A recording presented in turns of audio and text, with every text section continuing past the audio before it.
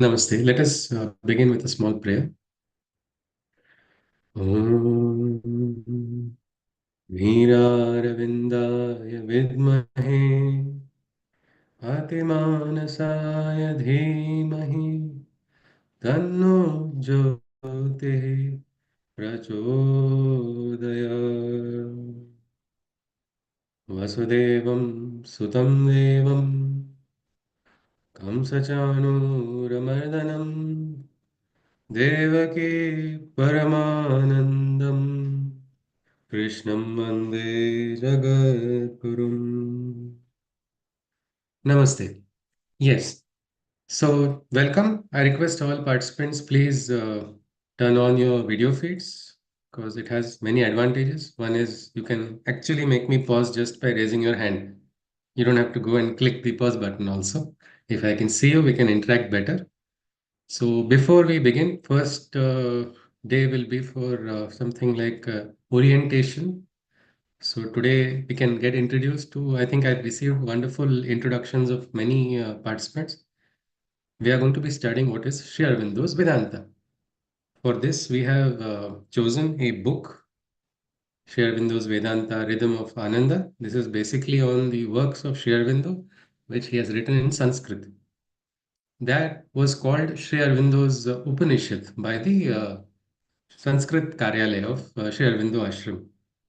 So we will be looking at that. Before we begin, on the first day, there may be some of us who do not know who Sri Aurobindo is among the participants and what is Vedanta. So why don't we try to get a little bit introduction? And since it will be the first session is going to be primarily interactive, and I think all sessions also will follow suit. So can someone tell me something about Sri Aurobindo? Anything you know about him? So many names, so many what we can say facets of his personality. So can we not look at it? Anybody? Anything you know about Sri Aurobindo? Yes, please. Absolutely anything. Yes? Um, he Yes, was a ma'am? great, he was a philosopher, a great freedom fighter, uh, Okay. and a very evolved soul as well. I mean, a rare combination of being a freedom fighter and a spiritually evolved soul. Okay. A freedom fighter, philosopher, and spiritually evolved soul. That is what Smita ji has told. Indeed, Sri Aurobindo's role in the freedom struggle. Anybody is aware of it? What has he done? Anything? Was he actively involved in Bharat's freedom movement? Yes. Anyone? Have we heard of anybody, any great freedom fighters talk about him? Alipur bomb, mm, Alipur bomb Alipur bomb Mamla. conspiracy case. Okay. Yes. Ha, okay. Ji, ji. But that was a ploy of the British, isn't it, to trap him, but they did not succeed. But I think anybody knows about Subhash Chandra Bose, what he felt about Sri Aurobindo in his younger days?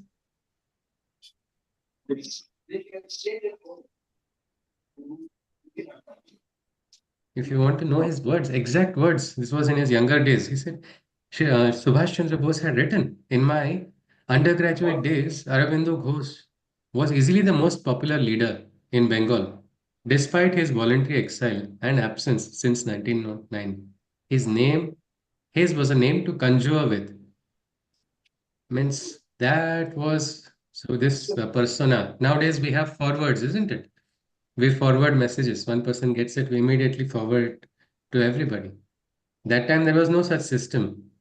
So how do you think there were just slips would be passed on, and that too they had to do it, and they had to do it in a very secret manner because the Britishers were after it. But during those times, before all these messages became forwards became famous, Sri Aurobindo's writings would be like it just passed on. They would be printed and passed on pamphlets of his writings, and they had an aura, what we can say a spiritual aura, which added to the freedom movement. It kind of revolutionized that.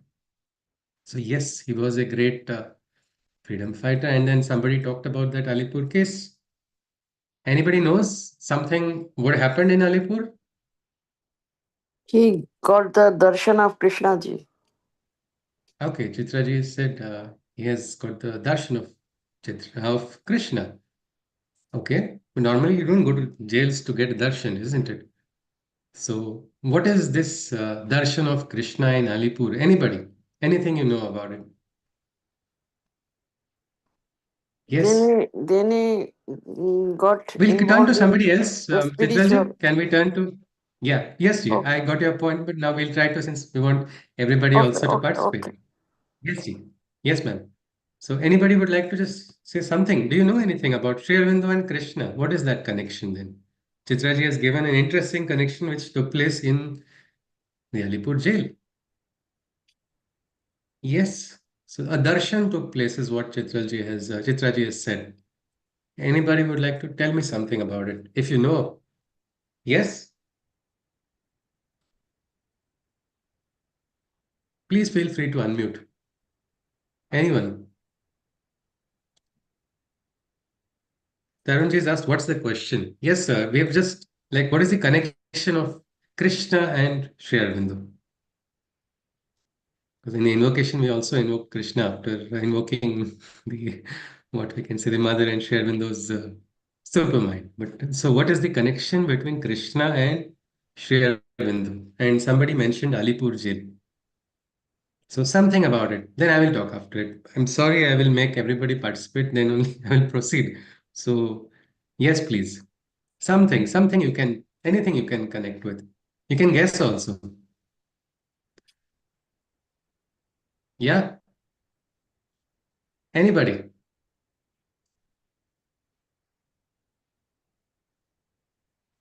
Okay, Chitra Maji, then please go ahead. You were sharing. Nobody has added to there. I think it's probably you have to take it ahead. Yes, please. Are you unmuted? He actually transformed to spirituality after this darshan. Acha, okay. So kind of means he was already quite a high evolved soul with several what experiences, what we call adhyatmic experiences. Some aspect of his sadhana had already begun, but something happened inside of the Alipur jail that transformed him so much that we just quoted Subhash Chandra Bose, isn't it? He was, in his under UG days, he was very, you know, inspired by Sri Aurobindo, and suddenly he wondered what happened. Why did Sri Aurobindo leave the active politics of the freedom struggle? Well, that was what he got the darshana. This was something very special. If you He see, gave he he was gave him yeah, Sri Krishna gave him yeah, the yeah. Gita's teachings. Okay. Yes, ma'am. The teachings of the Gita only, or something more? Um, I guess you could say that he put the strength in him to. Um, Okay. I think if I remember correctly, he said that he put the Lord Sri Krishna's strength entered him. Yes. Shri Krishna strength entered. He got into what was the science of philology, and this has allowed him to go deeper into Sanskrit, into what was this roots of this knowledge. If you see in the Bhagavad Gita, there are two different shlokas which actually make us understand the experience of Sri Aurobindo in a different perspective also. Krishna has said, number one, that it is very rare, Vasudevam Sarvamiti, that kind of experience. And he got that experience of Vasudeva everywhere. And second, elsewhere, Krishna has also said, Dadame Buddhi Yogam Tam. This is the promise of Krishna that he will give the wisdom, he will give that knowledge which will make him unique, which will make him distinct. Who is he? Any seeker who raises his consciousness, receives the touch of Krishna, will receive a uniqueness. That was what Krishna has talked about. So here, the story was that the Britishers had enough of Sri Aurobindo. They said, no, he is going to, revolutionize the entire Bharat. This would become too much to handle. So they tried to lock him up. That's all they did to all the revolutionaries. Just one question. The screen is freezing often, but you are able to hear me, isn't it, everybody? Yeah? Yeah. Yeah, If yeah. there's any audio lag, please tell me. Yes, please. Thank you. So, so this Britishers got him into a false case, which is the famous Alipur conspiracy case. He was also, immediately put into prison. But there were some revolutionaries, some freedom fighters who got what we call five-star treatment in the prison. Sri Aurobindo was not among those ones. He was in a prison which was a dingy, small cage, 6 by 9 feet, solitary confinement. Normally, people grow crazy inside of such a place. But this place got Sir, transformed. sorry to interrupt. Few people were not able to Yeah, join the class. Please look into it. They're all right, Ji. messaging. Is it? Chaitanya ji, please, if you can share that there are some messages, somebody is having difficulty. But yeah, Yeah, let me just check. I have reshared the link. Let me just check. right, sir. Fine, fine. Thank you.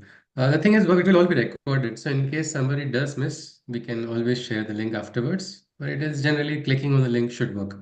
So anyway, back to the what we were talking about is so inside of this prison, Sri Aurobindo had first a great inner turmoil. Because you see, a great exalted soul who has come for a mission, for a purpose, he had identified that. He had come to do the God's work. And now he is in a prison, and that prison is trying to end everything. Normally, anybody would get frustrated, and here it was a different type of inner turmoil. And it was in that turmoil that he got that experience to help the participants get a kind of feel of that experience of Sri Aurobindo. I have just rendered that Sri Aurobindo in jail into a poem. So I will read it out. It is in first person, as we're using that poet's freedom. It's as if the Sri Aurobindo is talking, but it's just from the experience described by Sri Aurobindo. It is for us to just try to visualize what was it that the great master had experienced. Dearest, a prisoner I was in a lone cell. Alone, my pain I couldn't share or tell. With the deathly news hanging atop, my life's aspiration, fate tried to stop. Hunger and thirst began blaring signs of defeat. I lay confined in a cage 6 by 9 feet. A year passed. I wondered if this was the end of the leader, the symbol, the legend. A barrage of thoughts left me mad. Why God? Was the burning question sad. But all the inner turmoil and noise faded as I summoned an inner poise. And dearest, you taught me lessons three that ultimately only set me free.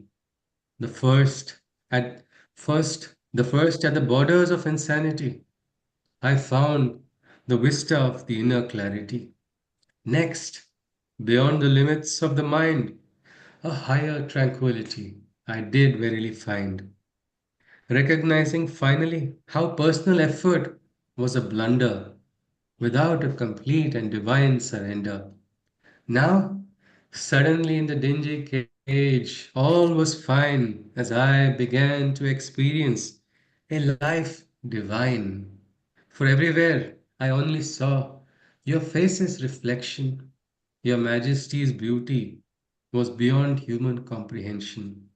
As a child in the universal mother's bosom, a new spiritual realization began to blossom. The walls now began to crumble and fall. I could now clearly see the one veiled in all.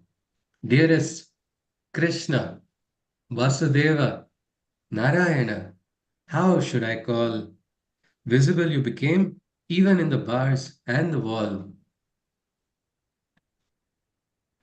So this is just what we can say a portion of his experience. That in the bars, in the wall, everywhere, he was able to see.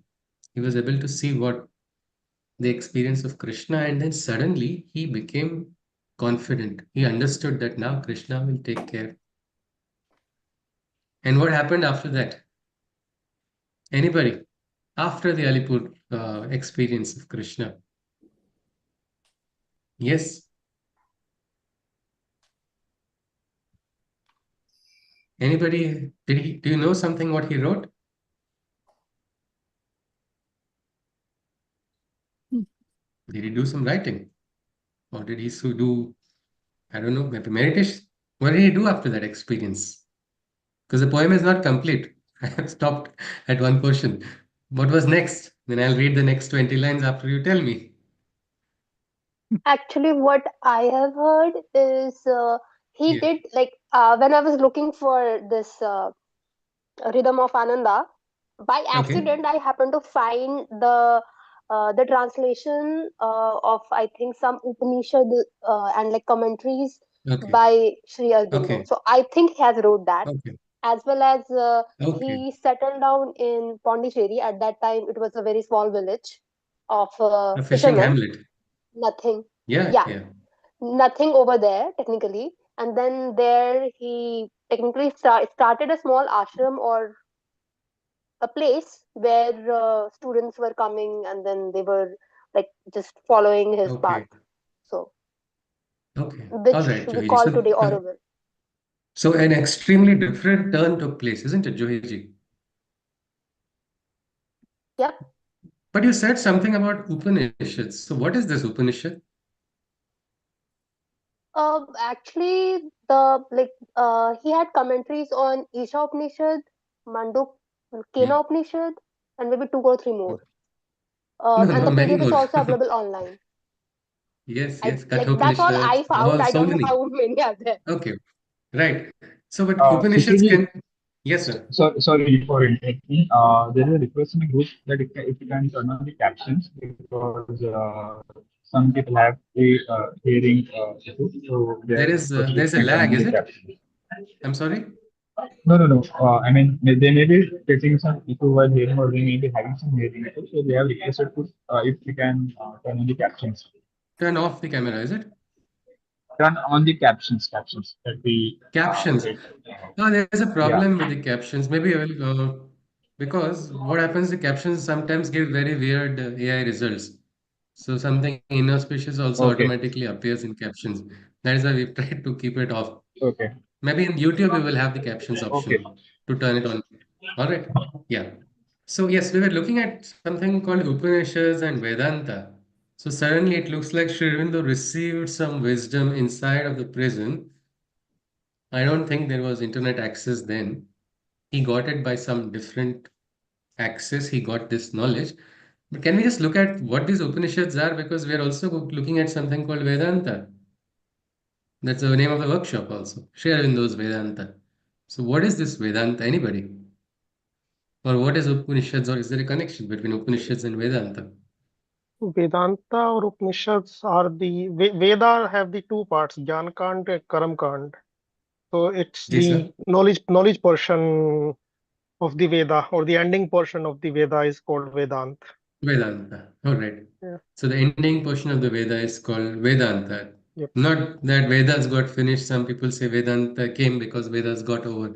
It is not like that, Yeah. isn't it? It is the last portion. In the Vedas, it is found. So Tarunji, if you would like to name any Upanishads, I think Johiji mentioned some.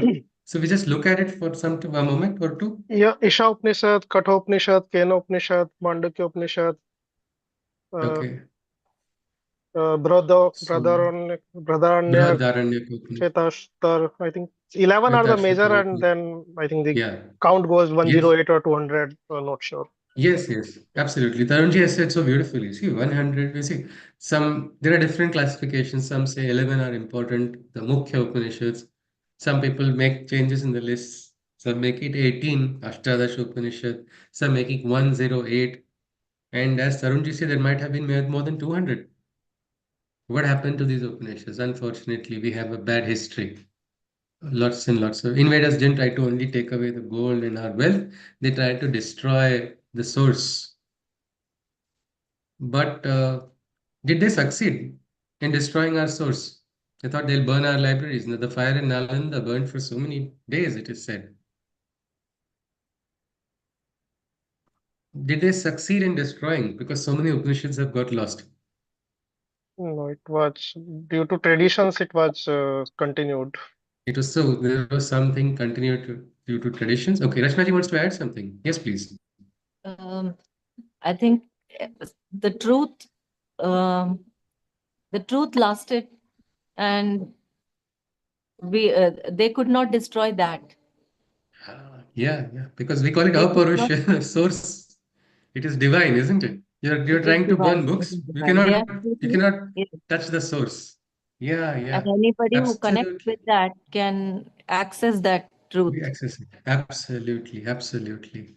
So we might have a time where newer Upanishads will arise.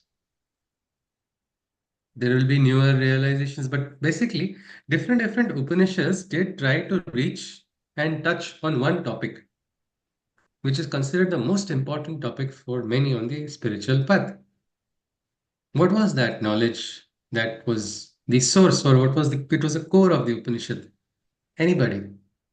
Tarunji gave Tattvamasi. us lots of examples. Yes, Rashnaji? Sorry? Tattvamasi. Thou art that. Okay, Tattvamasi is a Mahavakya, one of the great, why they are called Mahavakyas is because you can meditate upon them and try to reach the goal. And if you see different Upanishads, yes, Tarunji wants to add something. Yes, sir. Yes, sorry to interrupt. I was just trying to say it's about the knowledge of the self, knowledge of the divine, and the relation between knowledge of self and divine, Knowledge of the self, self-realization and the divine. divine realization.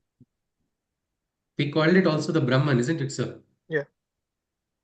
Means Tat Kim Tat Brahman. That is the Brahman. That is which is sought. And Sir gave us the different names. There's the Isha Upanishad, there's the Kena Upanishad, there's a Prashna Upanishad, there's a Katha Upanishad. Each of it had its own style because each was by a different Rishi. Like we have different people, different teachers have different styles, isn't it? It's not like you must speak this way only. There's no Sanatan Dharma is about that freedom. Krishna in the Gita completely teaches everything. 18 chapters he tells you, and afterwards he says, Yathe chasi tatha kuru.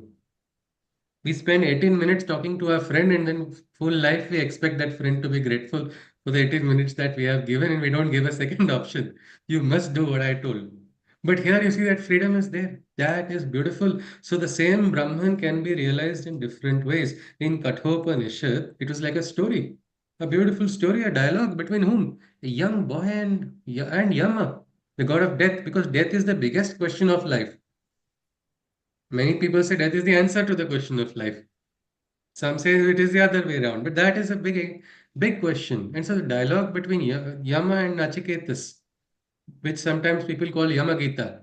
So that through that story that teacher is told, then there is somebody who teaches in the form of riddles. So sometimes it is like riddles. Kena Upanishad starts with that. From where did the fall come from? How is it? Isha Upanishad has its own way. So it's like different tools, different methods of reaching to that same concept of the Brahman. They say Ekam Sat Vipraha Bahuda Vadanti, meaning there are different routes. I may worship this way, another person will say, no, I'll stand upside down and worship. We can't make fun of that person for standing upside down. Maybe that's his route he has chosen. Each person has that freedom, and that is what the Upanishads are about. And these are all, they belong to a realm which is higher than the mind. It is the kingdom of Brahma Vidya. To reach that, we have to sometimes, it is said, just reading an Upanishad will not give you the understanding of the Upanishad. You may read 15 commentaries, you may read 20 commentaries. Why, like Mandukya Upanishad is said to be the smallest Upanishad. In another Upanishad called Muktika Upanishad, it is said if you understand Mandukya, you will get mukti. Now, why not look at the smallest Upanishad, read 15 commentaries, you will get mukti into 15 times? No, that's not going to happen. You have to realize it. If you read it, it looks like what is it? It's all only about Om. Om iti etad aksharamidam sarvam tasyopavyakhyanam bhutam bhavat bhavishyati sarvam omkaram eva. Everything is only Om. Somebody will just look at what's this? First shloka is telling this, second is this, third is this. I'm not understanding how mukti will come to me. Because it needs, they say, without the Guru's direction, because Guru allows us to connect connect with the higher plane of consciousness, which is beyond the mind. Then we can enter into what is this Brahma Vidya. So these are all different aspects of the Vedanta. Now, Sri Arvind himself received a direct knowledge, like how the rishis received the knowledge. How did they, understand the Ved? How did they conceive that truth of the Ved, which was so vast? It was through that direct revelation. So it is very much possible. And Sri Aurobindo's yoga, he keeps in all his dialogues, in his correspondences with his shishyas, he kept saying, "If I can do it, you too can." It is for that these efforts are being taken. So let us now just go back into the poem, so we complete what was stopped. So what happened was Sri Aurobindo, he got the vision of what? Krishna.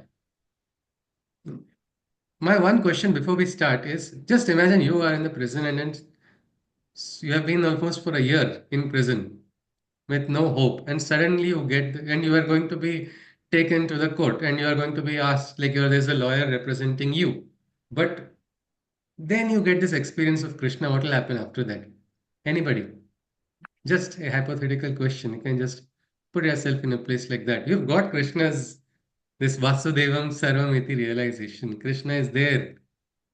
Like how Sri Aurobindo said, how should I call you? Krishna? Vasudeva?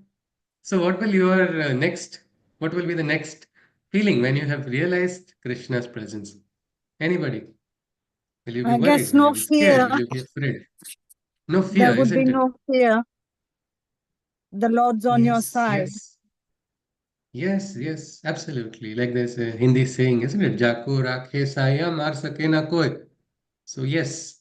Smita ji wants to add something? Yes, please. Yeah, I thought he'll be in bliss if you found the ultimate. Bliss. Yes, and sudden quietude, whatever turmoil was there, it has disappeared, and then there was a dialogue between Krishna and Sri Aurobindo. That was where the next direction was given. Because see, Sri Aurobindo's biggest concern was Bharat's freedom. And Sri Krishna said, "See, that I am taking care of already. That plan is already underway. But what is Bharat going to do after it becomes free? What is the direction in which it has to rise? Who is going to? Because you see, Bharat has the responsibility of becoming Jagat Guru. It has to teach the world a new life, new way of consciousness for betterment. And it was for that Sri Aurobindo was chosen by Krishna himself. That I will take the next step. And that is exactly what happened. Let us just continue.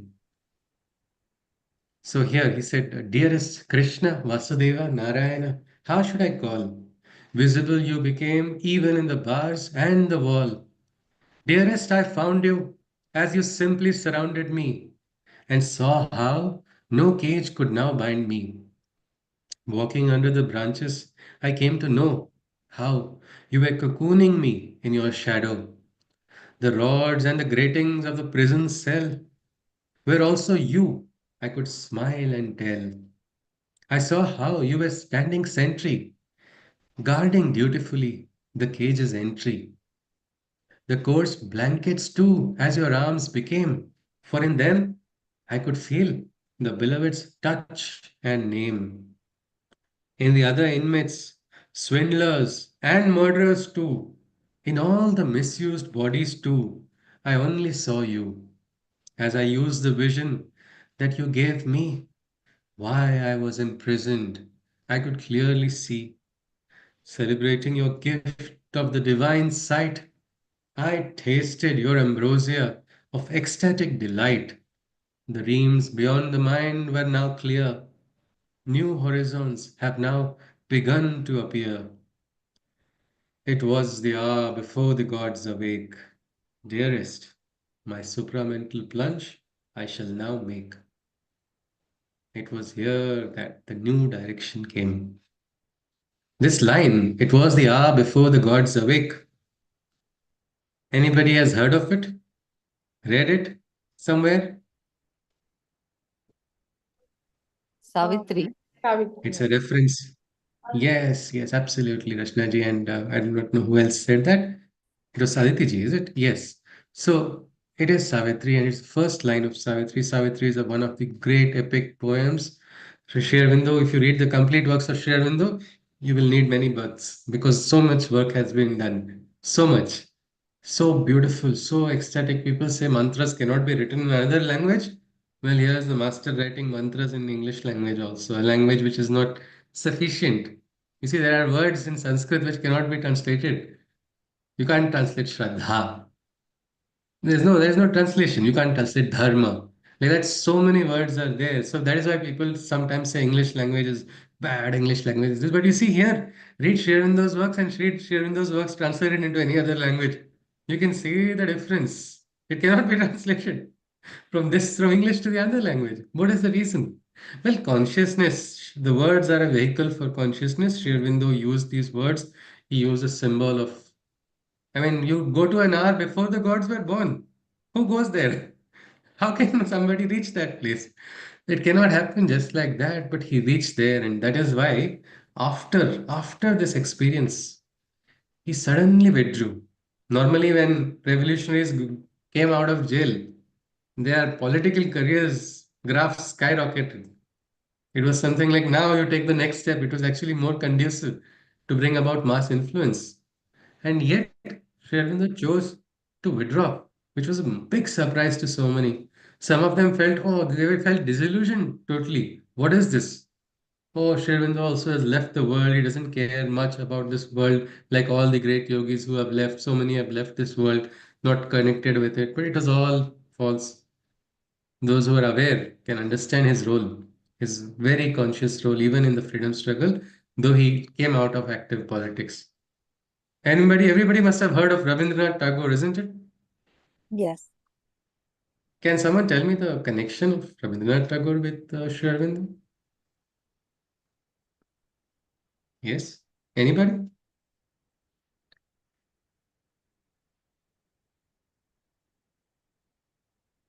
Anything you know? They were contemporaries? Yes, Rachna ji is adding something. Yes, ma'am. Um, they were they were from Bengal and they were the luminaries from there. Yeah. They wrote poetry and Okay. they thought about, I mean, their thought about the nation was very, um, Yes. it was They were like the they were greatest, one of some of the greatest. Yes, ji. Please go on. patriots. Sorry. Yeah. Yes. And Yes. they wanted the freedom of the country.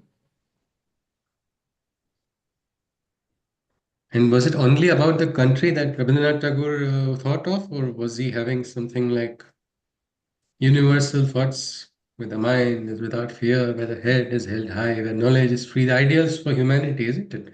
These Where were he was visualized. writing. Yes, he wrote the Gitanjali, and also Yeah. Shanti Niketan was a place which was very different, and he wanted to change the system of education back to, and Yeah. he Yeah. didn't Yeah. want to allow the British to do what they were doing with the education system. Absolutely. Ji, ji. True, true, isn't it? Education system, that was the first that was attacked. This was like there are the notes, the minutes of Macaulay's meeting also. There were earlier gurukuls everywhere, all across. Go to any part, any village, there's a gurukul there. Anybody knows what is the fees in the gurukul? What? Nothing. Nothing. It was Nishulka. Shramadhan was given by the Shishya, and the Shramadhan was done to the Guru, and the Guru parted knowledge freely. That was how it was. Food, health, Hmm. and education. Three of the biggest industries of today were not industries then. They were actually free for those who wanted, those who were hungry would receive the food, those who wanted treatment would receive treatment, and education for the student. He didn't have to go after banks to give loans to learn and grow for doing good for the society. So this was a beautiful system in Bharat long back. But that was attacked because that was giving us the strength. Strength of what?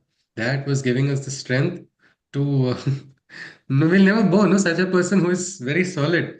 This person cannot become a slave of anyone. And the Britishers wanted to break that mentality. That is why they started. Maybe sixth, seventh class students were then given treated like they're the wisest people, stopped all the gurukuls slowly. And I think they would grow on elephants because this person has passed class 6. He is now ready to become a clerk. And the great wisdom of so many libraries were closed, so many printing presses were, just printing presses also were stopped. So that was all that was happening. And you see, that time there were these luminaries like Sri Aurobindo, Rabindranath Tagore, so many of them who tried to bring back those ideals and revive the system. And Rabindranath Tagore had written this about Sri Aurobindo. Right after his acquittal, he had said first that Rabindranath, O Aurobindo, boast to thee, O friend, my country's friend, O voice incarnate free of India's soul, the fiery messenger that with the lamp of God hath come. Rabindranath, O Aurobindo, boast to thee. Even again, he had visited in 1928. That time, Sri Aurobindo had gone into a deep sadhana. So intense was that sadhana that he just stopped meeting even his own shishyas in person. Such was the we will look at that sadhana also because we need to first understand a person before we read his works, or we need to understand it.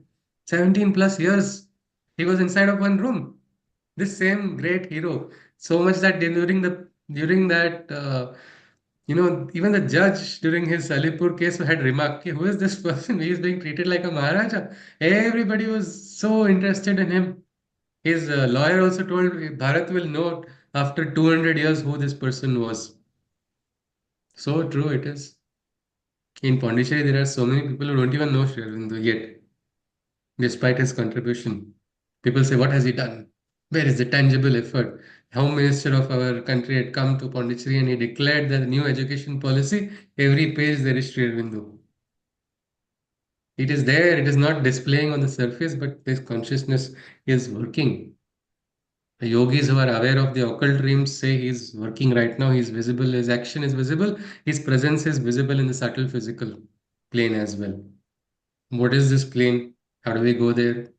Is there a ticket to this plane? We don't know all of that, but yes, this is where the work is going on. And that is why Sri Aurobindo, when Rabindranath Tagore came, he had said this only, you have the word and we are waiting to accept it from you. India will speak through your voice to the world, hearken to me. Years ago, I saw this was almost after what, 1907 to 1928.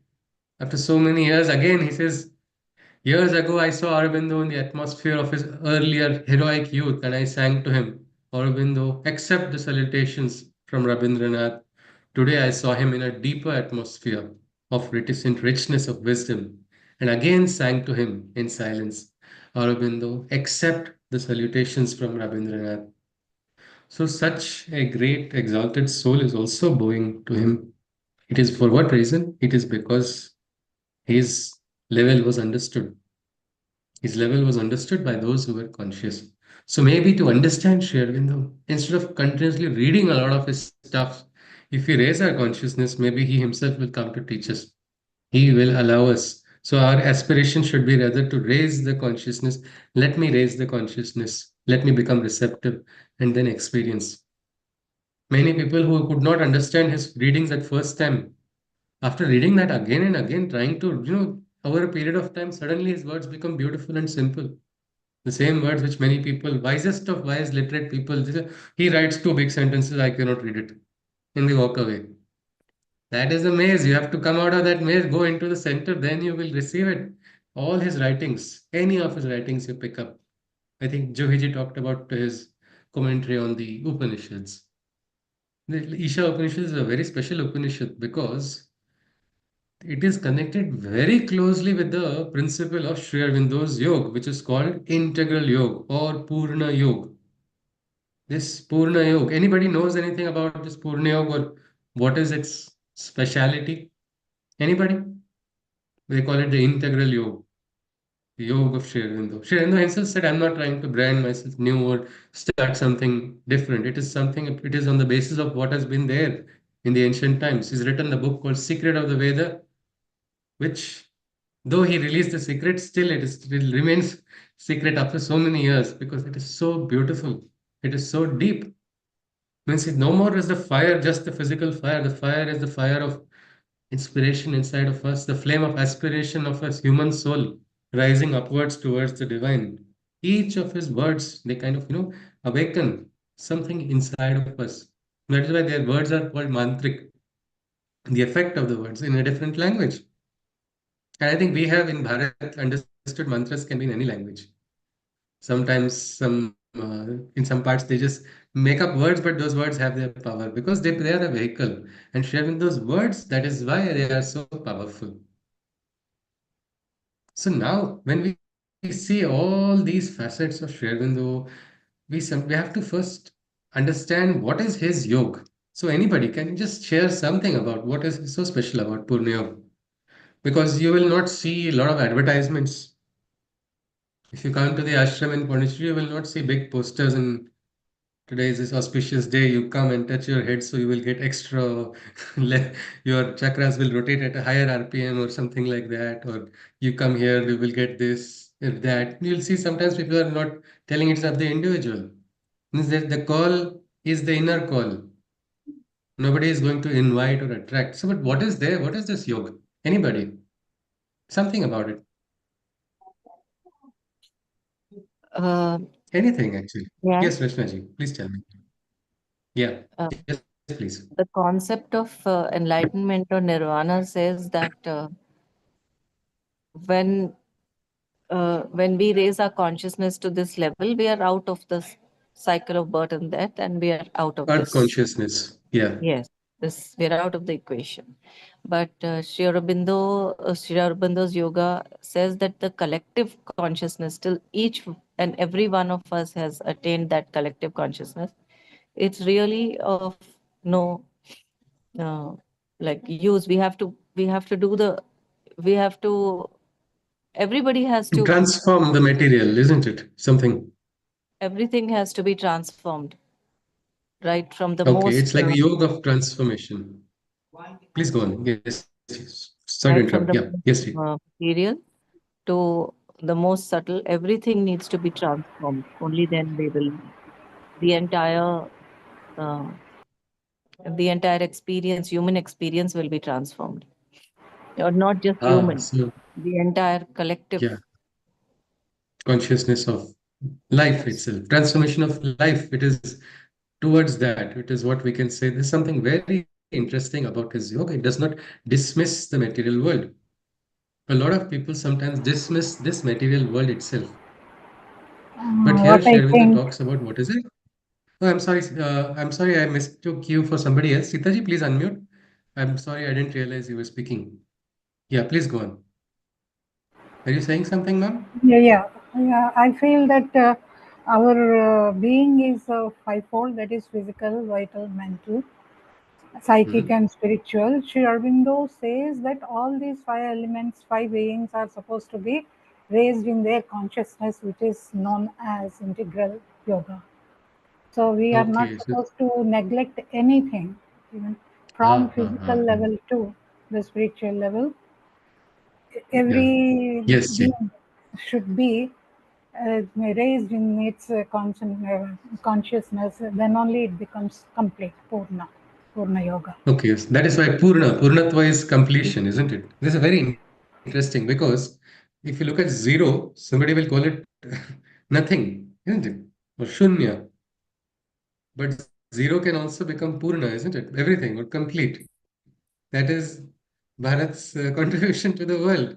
You can see that. And what Sitaji talked about, you see this, I think we've heard of Pancha Koshas. Taittiriya Upanishad talks about different dehas. This is there. Like even in the Gita, Krishna talks about Idam Shariram Kaunteya. This Sharira, this body, Arjuna, this is the first field. Or you have Kalidas talking about Shariram Adyam Khalu Dharma Sadhanam. Your first duty is towards the body. So this aspect, this is not neglecting the material, and this is not something people say is radically different, or it does not mean anything, or it's just a fantasy of a poet. No, no, it is not. It is somebody who has lived that experience.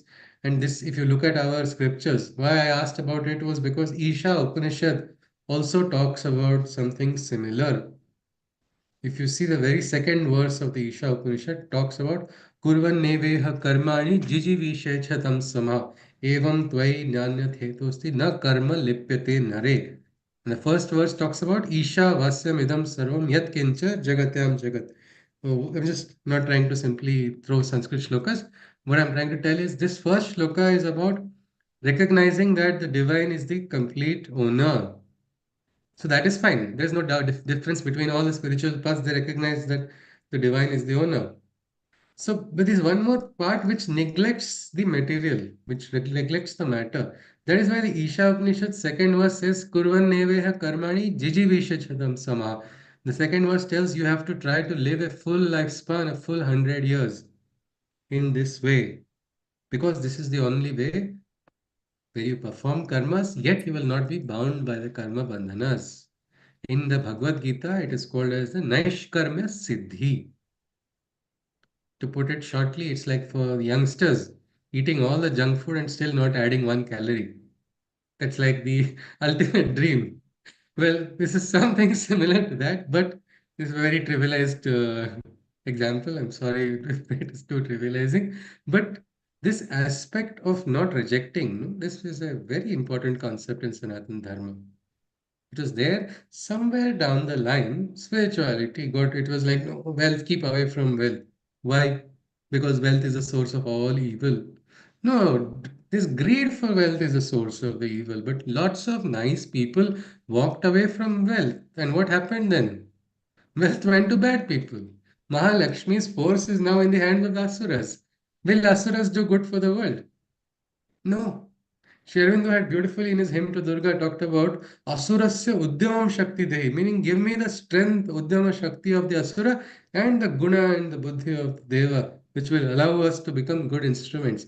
So Sri Aurobindo's yoga is about transformation to experience a full life or a life divine. This is one of his seminal works. What is this life divine? If you try to read it also, it's beautiful. The best part about Sri Aurobindo books is you just take any book, anything that he has written, and instead of trying to cover the book or complete page, just take one page and take your own time. It may some people will take 1 day to read a page, some people may take 1 month. It's okay even if you take 1 year, but start living what you are reading, start bringing it into practice. And that is why this workshop also has been organized by Midam Foundation with the singular aim that we are going to try to bring into practice what Sri Aurobindo has said about his Vedanta.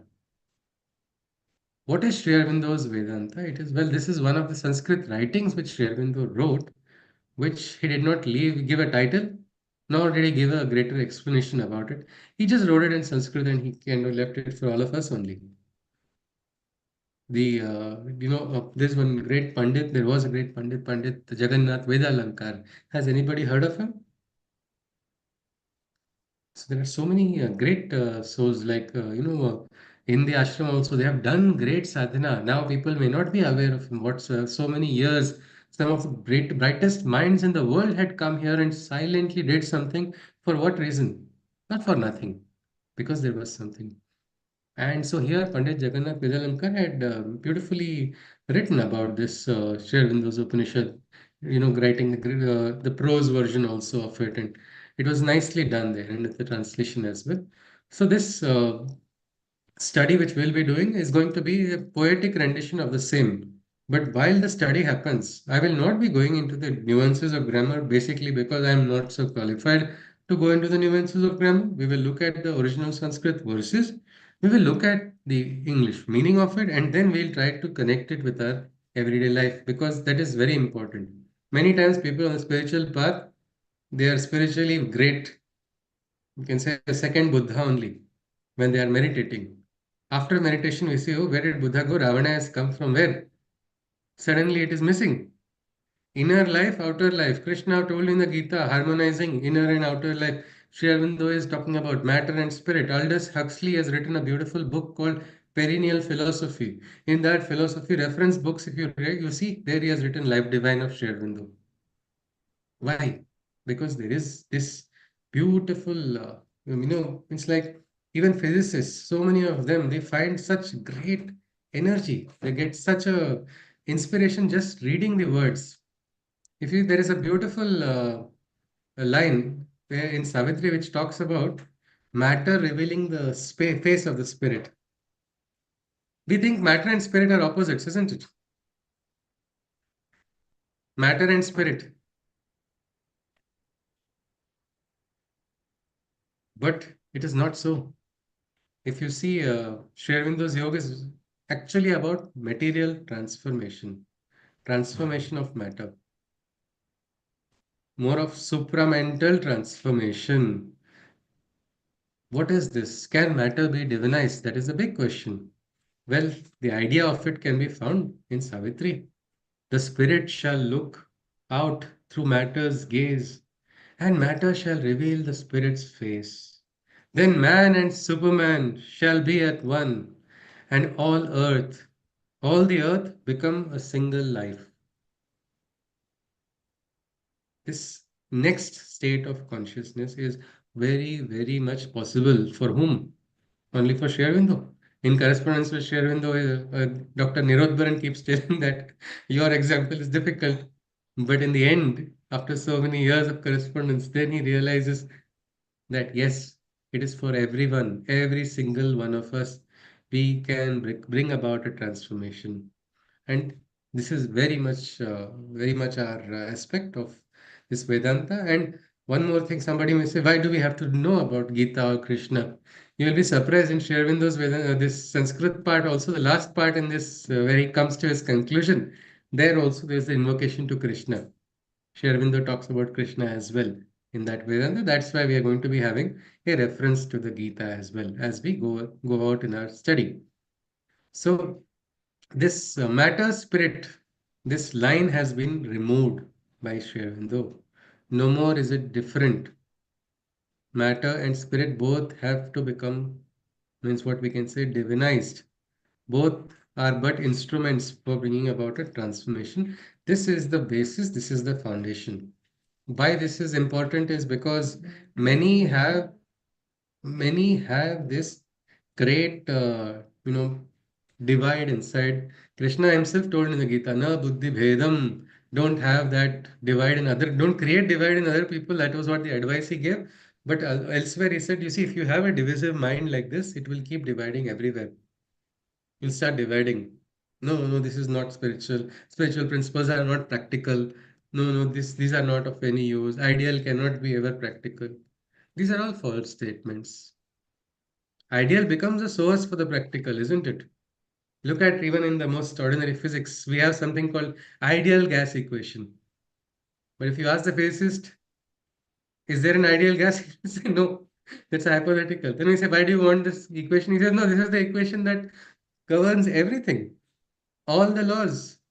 All the laws of thermodynamics require this only. But it's on the basis of an ideal. So our life also, we are more than just, unconscious beings. We are conscious. Probably Sri Aurobindo is wanting us to become super conscious. So we become what available, or why do we become super conscious? That also we can see, we will understand.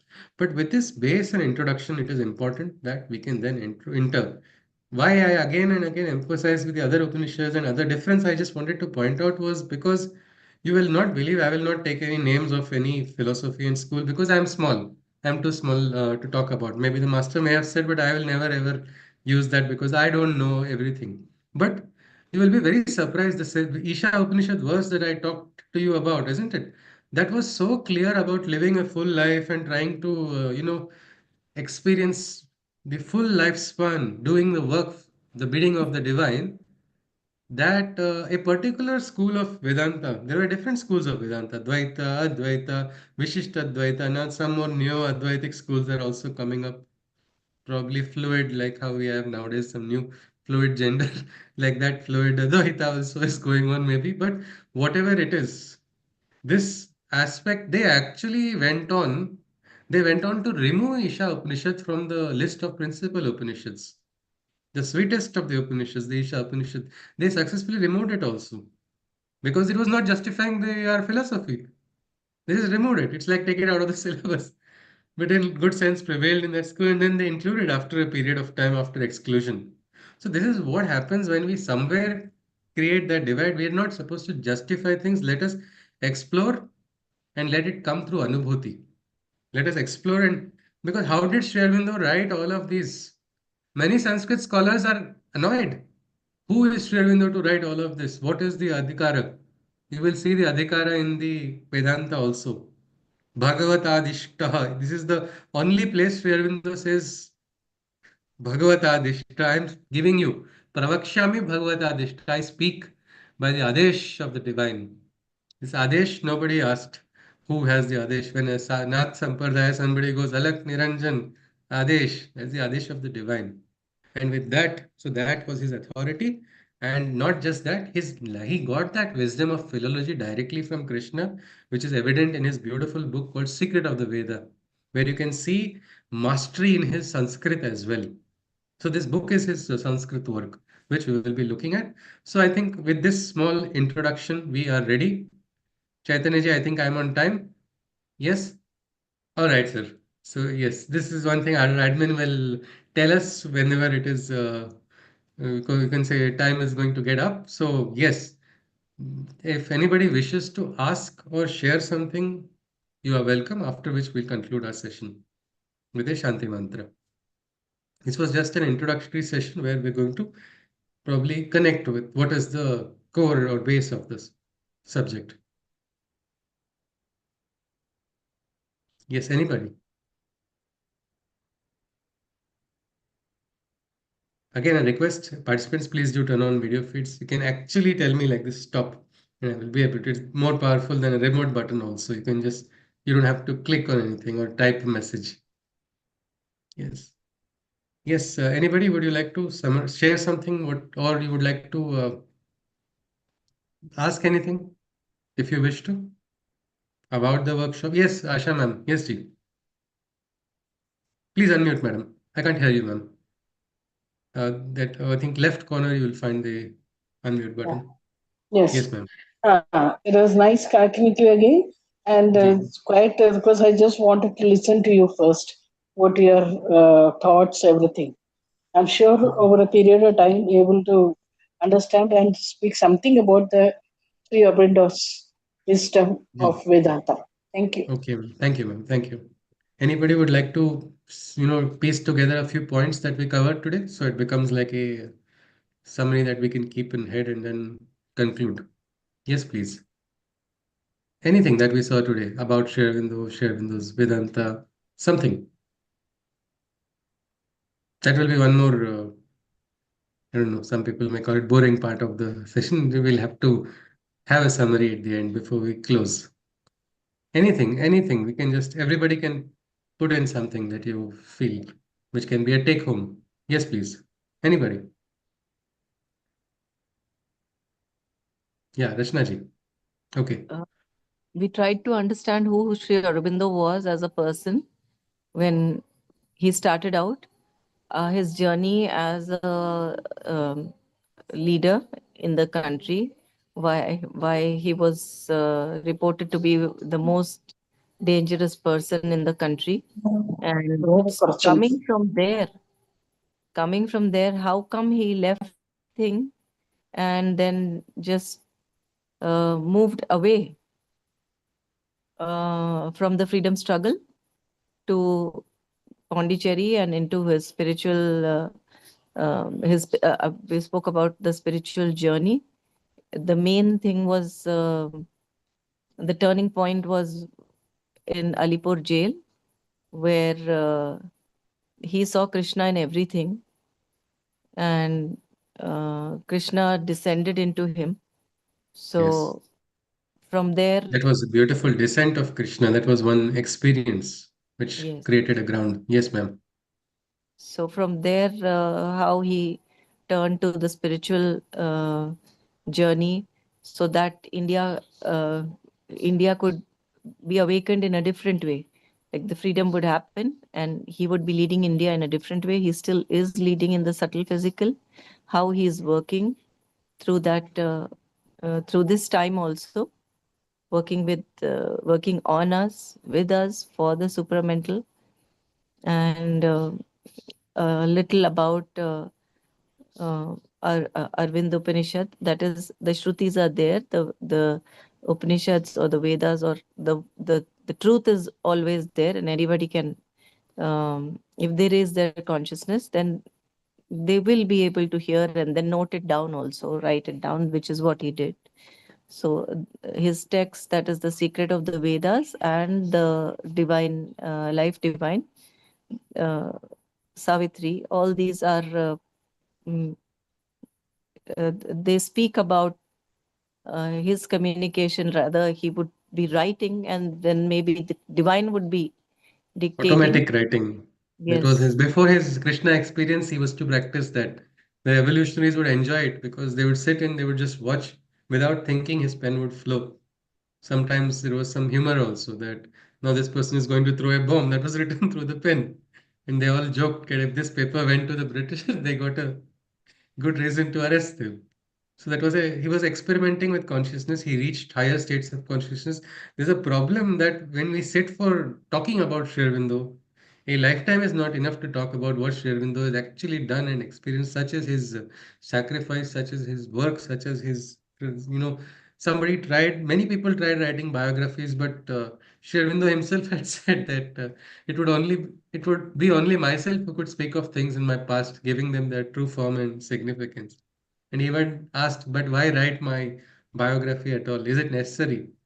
He said, in my view, a man's value does not depend on what he learns, or his position, or fame, or what he does, but on what he is and inwardly becomes. So what Sri Aurobindo is, that what he has become, that is something which we can probably get a pulse of it, or we can get a feel of it. And one thing we have done, something interesting, this is an experiment which I had done, is you see Sri Aurobindo's commentary on Isha Upanishad, Sri Aurobindo had identified four moments. So in now this book, which is, we will once look at why this work of Sri Aurobindo can be called an Upanishad also, and then enter it into it. So this one has been divided into four moments, just like how Sri Aurobindo wrote a commentary on the Isha Upanishad in four moments. So four parts we will be looking at this work of Sri Aurobindo. 1, 2, 3, 4. So that is something which we will be looking at. Also, some people say you don't call it Upanishad because it was not told by Sri Aurobindo to, like, as a title Upanishad. But the Sanskrit Karyalaya called it an Upanishad. There must be some reason, because that interestingly, that same Pandit this Jagannath Vedalankar ji, Damle ji had also met him. My Guruji had met him, and it was something which was very interesting because of the style of this. When you compare it with the Upanishads, you will find a lot of similarities. So the grounds on why, maybe we'll look at it for a moment, and then we will start off with directly what is Sri Aurobindo's writing. So with this, I think we will conclude with the Shanti Mantra. Again, thank you everybody for joining. Let's conclude with the Shanti Mantra. Hari Om. Sarve bhavantu sukhina, सर्वे सन्तु निरामयाः, सर्वे भद्राणि पश्यन्तु, मा कश्चित् दुःखभाग् भवेत्. हरि ओम तत्सत्. कृष्णं वन्दे जगद्गुरुं. Namaste. Yes, please. Yes, we conclude the session. If somebody wants to ask something, you are welcome, or we close. Yes, namaste. I Thank have you. a question. Yes, ma'am. I'd like to know how many weeks this is going to go on for, simply because then I can slot it in my diary, because I don't live in India. Oh, So there yes, is a ma'am. time difference. Okay, actually, because it's my first workshop, that is a question even I am trying to ask myself. I think it will take maybe I think around 15 sessions, I think minimum, at least 15 sessions. So Okay, so let's say we'll go right into May then. yes, ma'am, yes. And one more thing is, all of these sessions will be recorded and freely available online. In Okay. case something does crop up and somebody misses it, they can always catch up. It will be recorded and live streamed. Okay, that's All right, great. ma'am. Thank you very Thank you. much. Thank you. Thank you so much. Namaste. We conclude the session then. Namaste, sir. Thank you. Thank you, Chaitanya ji.